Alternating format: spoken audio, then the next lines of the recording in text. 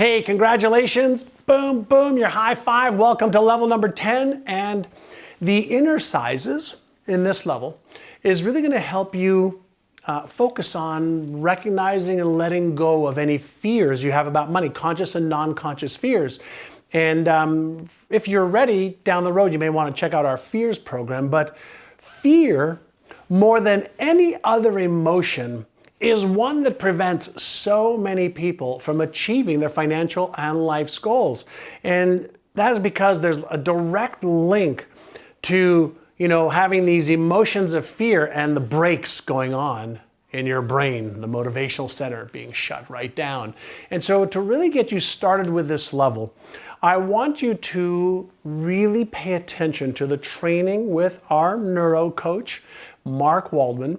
And this session is called Managing Your Emotions Mindfully. All right, you'll understand more about what that means as you watch the training video, and I'll see you right at the other side of this training, all right?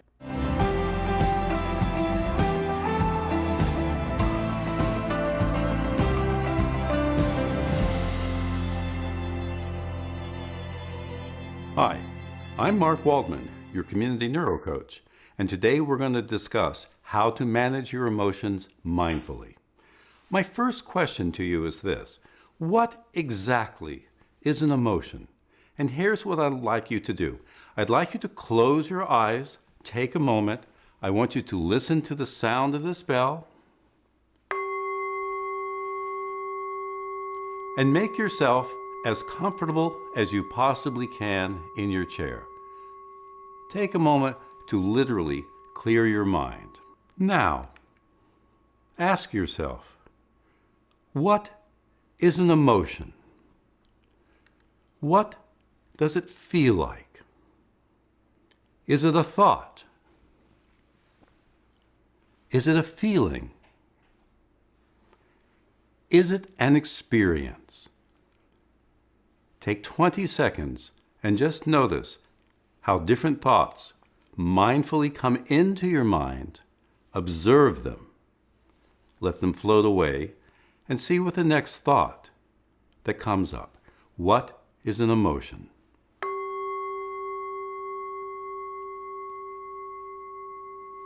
Write down on a sheet of paper the core thoughts that come to a mind. Now, I'm going to give you a very specific definition of an emotion, and you're going to be very surprised of what neuroscience has found out. An emotion is different from a feeling, and everything that you were thinking of had more to do with a thought process than it had to do with an actual emotion. An emotion is a reaction that you have to a real experience. So for example, if somebody was to slap you on the side of your face, you would experience a moment of shock. You would feel some pain. You might feel some anger or fear. These are the emotions that are responding to real events in the world.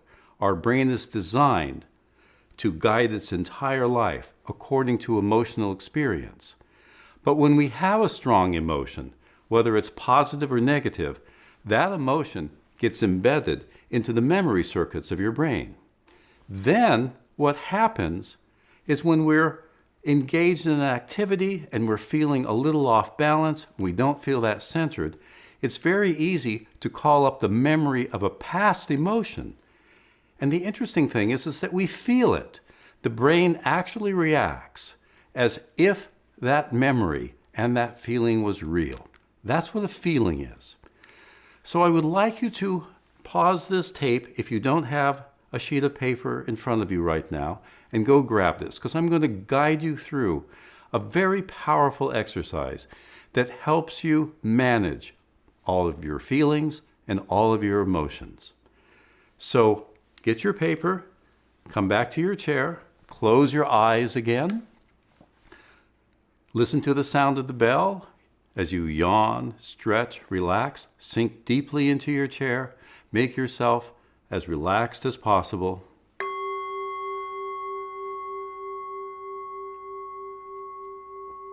And listening to your intuition, ask yourself,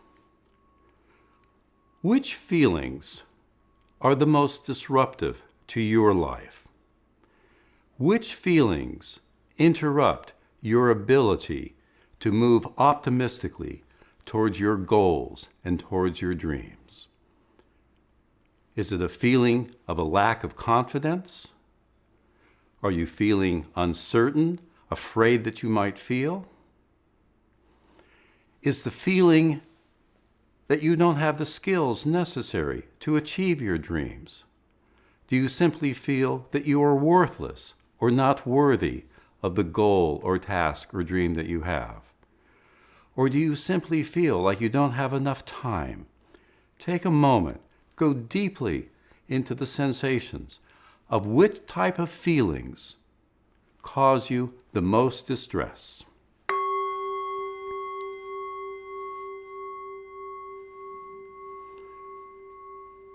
Write these down on your sheet of paper. Write down the first feeling that comes to mind in a couple of words. Close your eyes again. Listen deeply to your inner voices. You'll hear positive thoughts, you'll hear negative thoughts. Write down another feeling that interrupts your ability to live your life fully.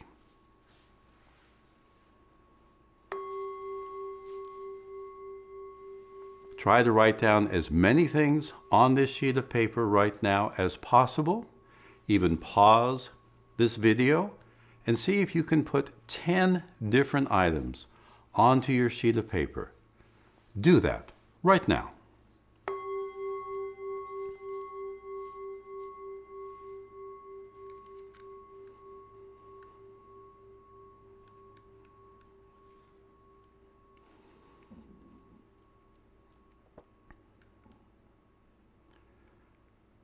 There is a word for the most dangerous feeling in the world, and it's a neurological word, and that word is worry. A worry is a negative thought or feeling that you've pulled up from the past, a memory that you're projecting right here into your right prefrontal cortex. A worry is any kind of negative thought or feeling that you have that interrupts the confidence, the planning, the goals, the desires that are being generated in your left prefrontal cortex. So add some things to your list right now. What are the kinds of things that worry you? And put down anything that comes to mind. If nothing comes to mind, do a little bit of brainstorming. Make up something silly. I'm worried that a gorilla might come and eat my computer. When you do this type of brainstorming exercise, it makes it easier for your mind to relax and for you to tap in to the constant worrisome chatter that's always going on in your right prefrontal cortex. The object of mindfulness is to show you that you can watch all of your worrisome thoughts without reacting to it. You simply listen to them, you watch them, you observe them without judgment. You write them down on a sheet of paper.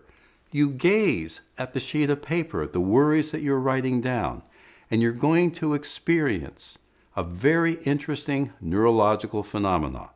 Your brain will actually disconnect from any worry, fear, or doubt that you have if you write it down on a sheet of paper and mindfully observe it. So add a few things to your list right now. Small worries, large worries, real worries.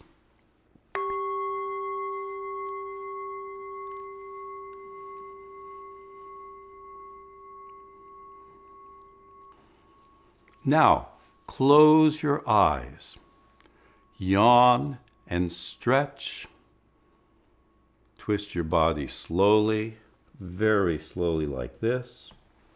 This eliminates all physical tension. You'll notice that it brings you into the present moment.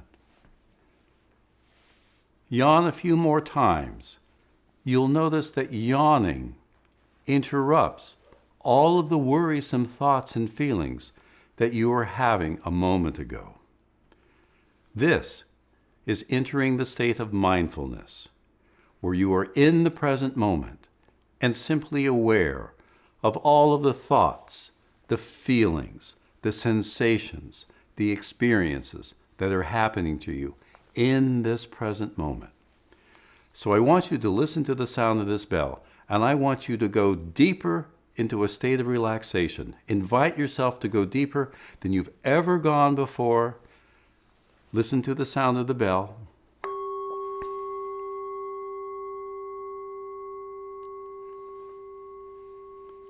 And now ask your intuition, not the logic and reason that's generated from over here, but from a part of your brain that's much deeper, a form of awareness that's capable of observing calmly.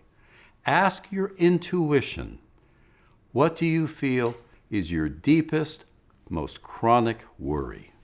Close your eyes, listen deeply as the bell rings, and write down whatever comes to mind.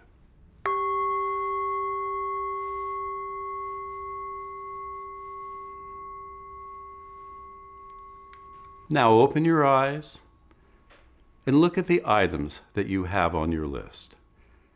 And if you don't have 10 on your list, perhaps you should pause the video at this point and write down a few more, because this exercise will have more power the more items you have on your list. And yes, you can have 25, 50, 100 different worries. If I push you to it and ask you to come up with 100 different things that you feel negative about, it's easy to do because your right prefrontal cortex is constantly generating negative chatter. It's called inner speech. It's a normal process of your brain, but you don't have to react to these thoughts as if they were real. What is real are the actual emotions that you're experiencing in the present moment. Instead, these are thoughts that are connected to memories that evoke a feeling of a previous emotional experience. Look at all of the items on your list. And starting at the top, give each one of them an intensity number. So maybe you've written down, I'm afraid that I won't achieve my biggest dream. And if you relax and give it a number, the number, if it feels absolutely completely true, you'd give it a 10. If it's not true at all, you'd give it a 0. So some people might put down a 2 and 3. It turns out that it's not a very important worry. It's just a minor worry. And for somebody, a person would say, my procrastination undermines me from doing any kind of work that I have. I'm so afraid of talking in public that it undermines my ability to have a conversation with a customer, for example. And you may put down an 8 or a 9 or a 10. But as you go down your list, you're going to find that some of those worries are barely worth worrying about. So you give it a number from 0 to 10. Do that with the items on your list. And if you want to take more time, pause this video again and take as much time as possible, because what I want you to do is the more you deeply relax, the more you simply allow yourself to become comfortable with looking at the worries you've written down on this paper, you're going to notice something interesting. Each time you do this step, the more relaxed you become, the more confident you will become.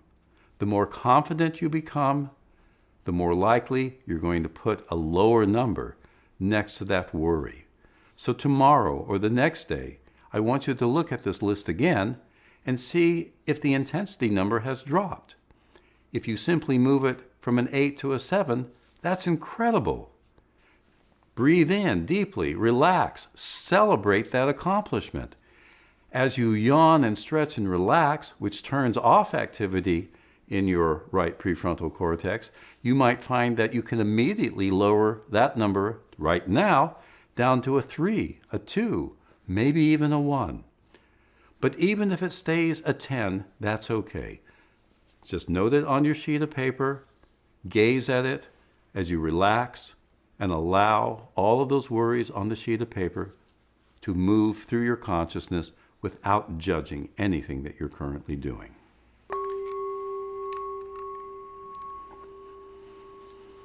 Now, take a look at your list again, and with each one of the worries, particularly the ones that have the highest numbers, I want you to give it a reality number. If it's absolutely real, so for example, I'm afraid that I'm going to die. In reality, I'm not going to die, even if I was terribly sick at this moment, even if I had a stage 4 cancer. If I ask myself, what is the reality of me going to die right now? Most of us, hopefully all of us, will give it a 0.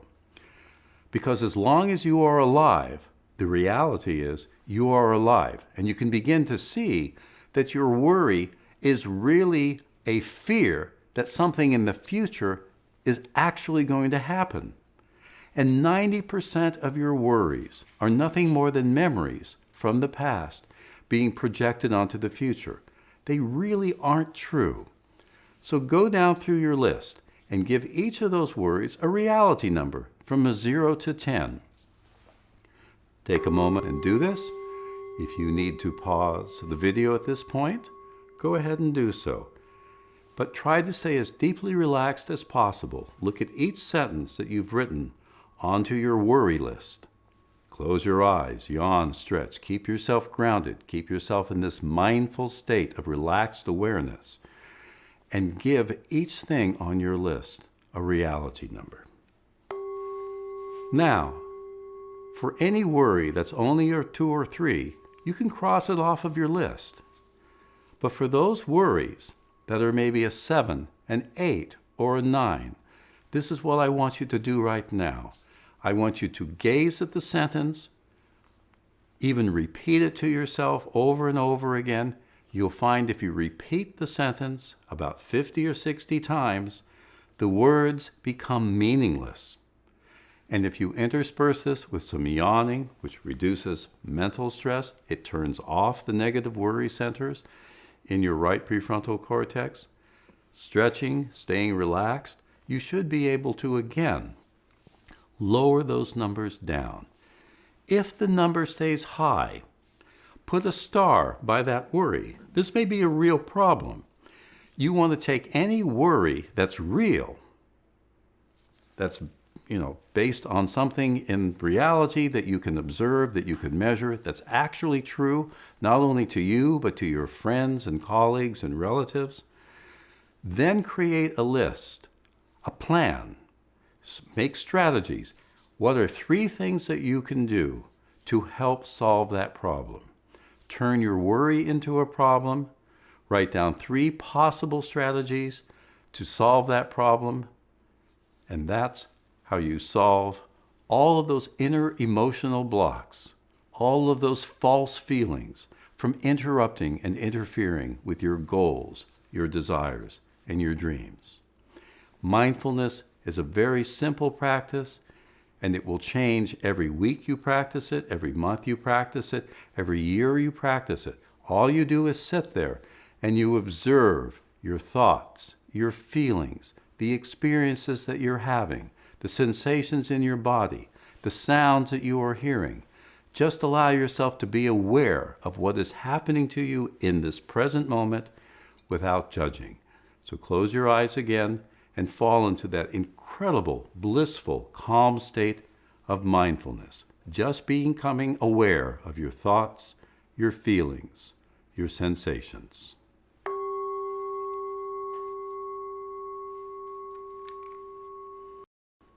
Do you feel how sweet this state of mind is? This is a calm state of mind. And the most incredible thing about mindfulness is that you will reach a point when you suddenly become aware that you are not your thoughts. You are not your feelings.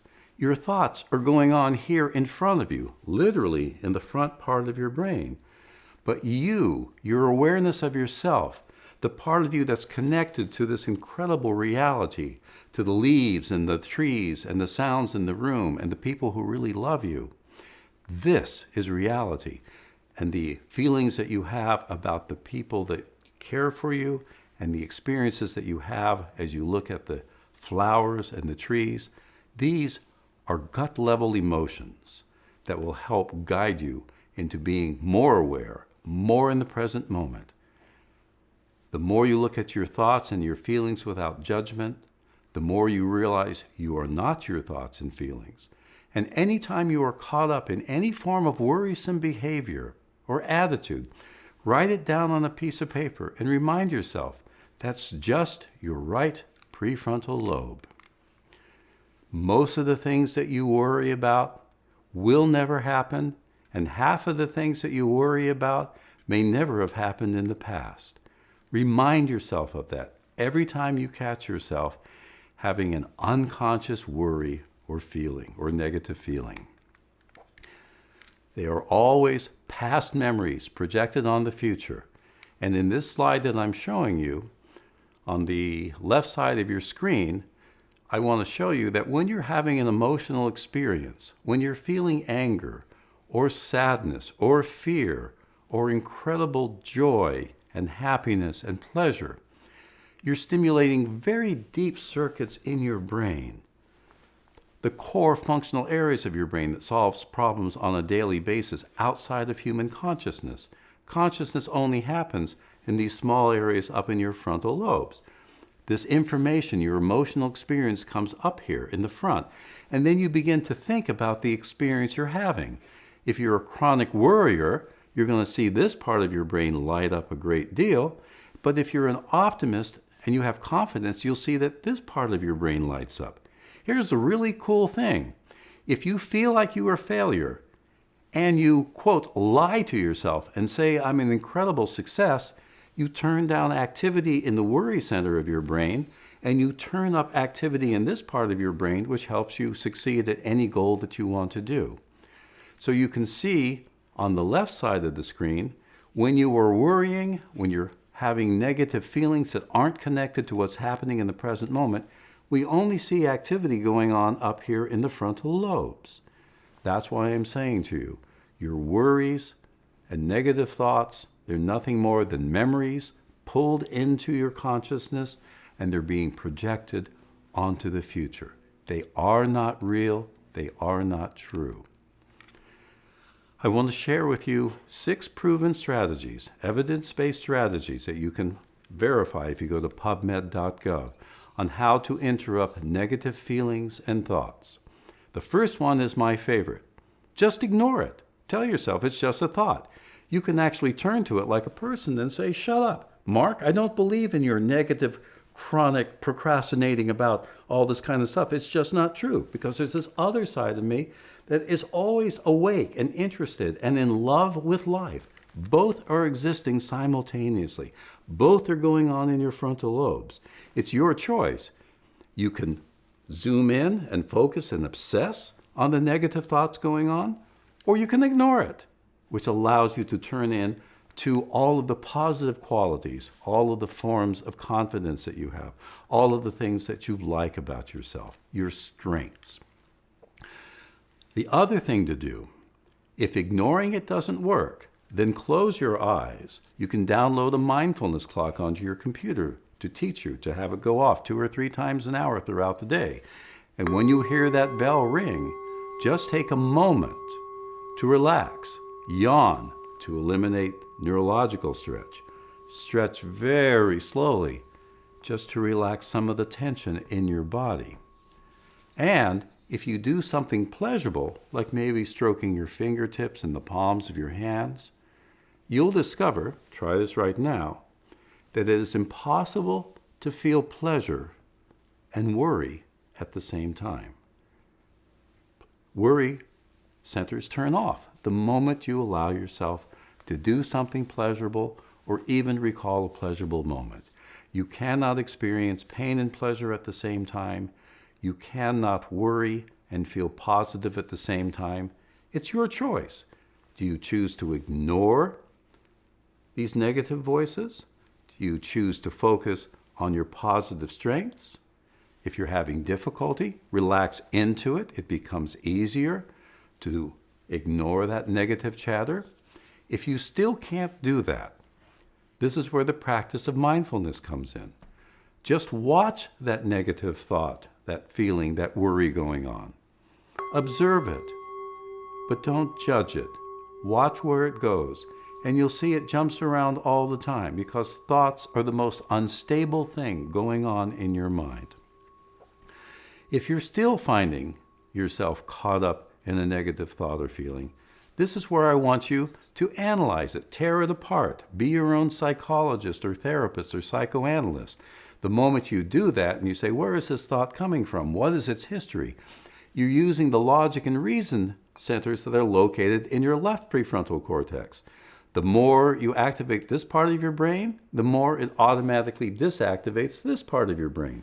These are very simple mechanisms, so you really can't do both at the same time. Whichever one you focus on, the other one decreases, and that's a neurological fact. However, sometimes there are problems we have, shortcomings we have, weaknesses that we have in our work, in our relationship. If all of these previous 4 strategies don't work, I want you to practice the art of acceptance. I did this one time. It was the most powerful experience. I didn't think I was very attractive. I was 19, 20 years old. I thought I was incredibly ugly. And I was staring at myself in the mirror.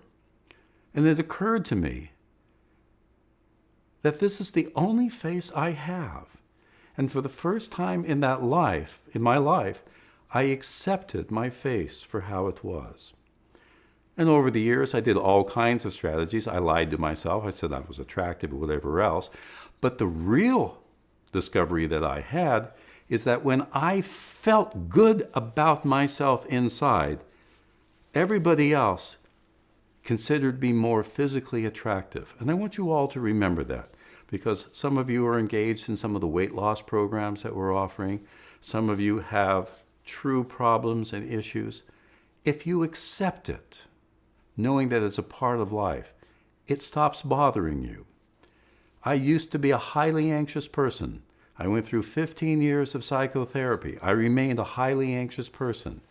One day I fired all my therapists and I just said, hey, just like my face, that's my face, I'm going to accept my high anxiety.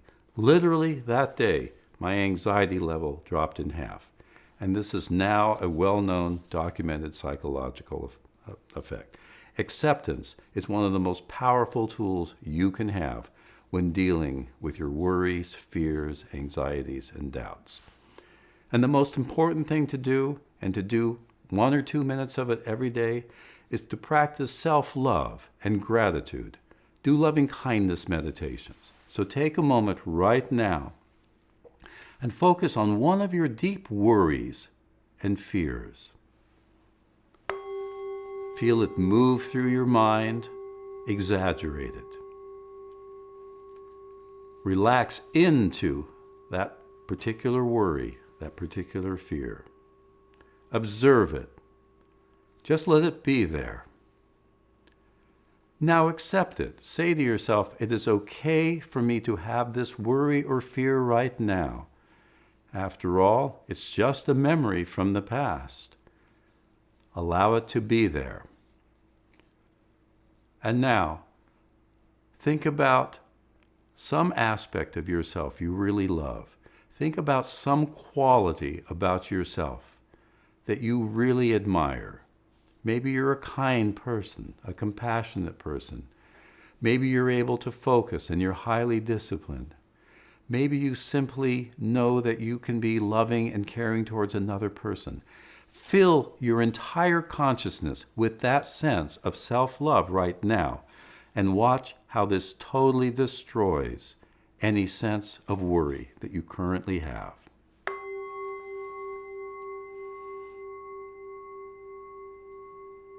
And now think of one thing that you feel grateful for. For me, it's been the same for about the last year. I opened up my eyes. The world just looks so beautiful. I'm simply grateful that I'm alive. And I'm grateful to have this opportunity to share these very simple brain-changing strategies with you. What I want you to do is to learn how to build a 5-to-1 positivity ratio. For every worry, fear, and doubt that you put down on your sheet of paper, I want you to get another sheet of paper, and I want you to write down a minimum of 3 positive qualities, 3 positive thoughts, 3 things you like about yourself, 3 things you feel grateful for, and write it next to each of the worries that you have. If you have 10 worries on your sheet of paper, I want you to take the time, make them up, be inventive, be creative, put down 30 positive thoughts and feelings you have about life, yourself, this world.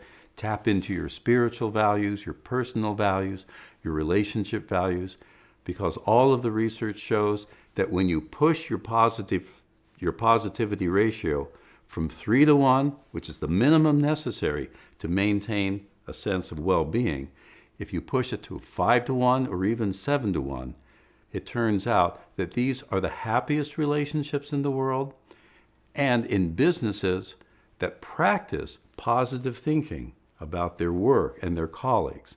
When that 5 to 1, 6 to 1, 7 to 1 positivity ratio is created, these are the businesses that flourish. Every time you have a negative thought or feeling or worry or doubt, ask yourself, is it real? It probably isn't. Give it an intensity number. If it's below 5, maybe it's not even worth thinking about. Give it a reality number. If it's not a 10, it's not really happening right now. Fill yourself with a positive thought, a positive plan, one little tiny thing that you can do to improve your situation right now, or even something that you can do just to feel a moment of pleasure, and that's how you can quickly build a 5 to 1 positivity ratio. Last but not least, don't forget to laugh. All of your worries and fears and doubts, you'll eventually begin to realize it's just a bunch of noise, chatter going on in your right frontal lobe. Laugh at it. Enjoy life. Embrace your friends. Send yourself self-love.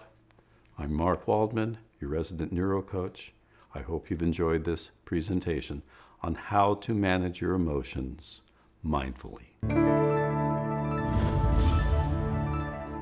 All right, welcome back. And I know that you enjoyed that with Mark Waldman. He really is great at helping me and you understand the neuroscience, okay, that's really going on around fear in our own minds. And next week, Mark's second training in this series is all around managing your emotions strategically. So today was all about mindfully, next week's around strategically. So again, you're upgrading your knowledge, you're upgrading your skills, you're doing phenomenally well, and we're just going to keep raising the bar and helping you get deeper and deeper into acquiring the knowledge, the skills, the beliefs, the habits, perceptions of somebody who is really able to achieve their income goals.